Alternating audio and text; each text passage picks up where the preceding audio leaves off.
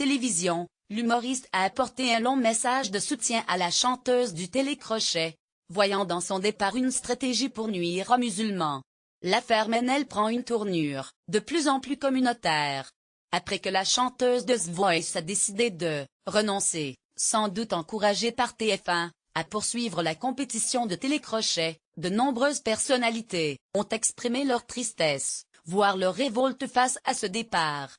Lire aussi moins, The Voice, Ménel, l'erreur de casting qui empoisonne TF1 parmi eux. L'humoriste Kéron a publié sur Twitter un long message à destination de la jeune femme, qui, peu après avoir bouleversé le jury lors de son audition à l'aveugle, était rattrapée par les révélations de ses anciens messages complotistes et pro-islamistes publiés sur compte Facebook et Twitter au lendemain des attentats de Nice et Saint-Étienne-du-Rouvray sur Twitter.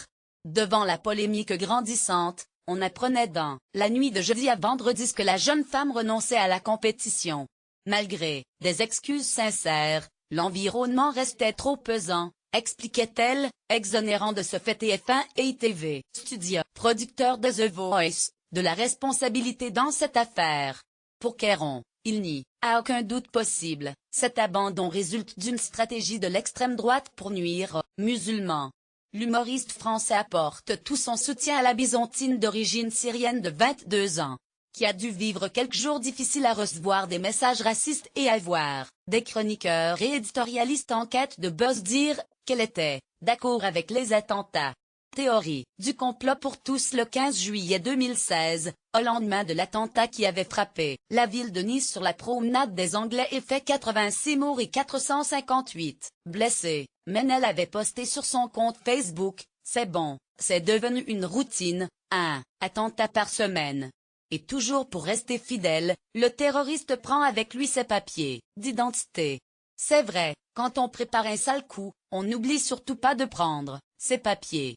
Le 1er août 2016, quelques jours après l'attentat de Saint-Étienne-du-Rouvray, durant lequel le père Hamel avait été égorgé, elle ajoutait « Les vrais terroristes, c'est notre gouvernement ».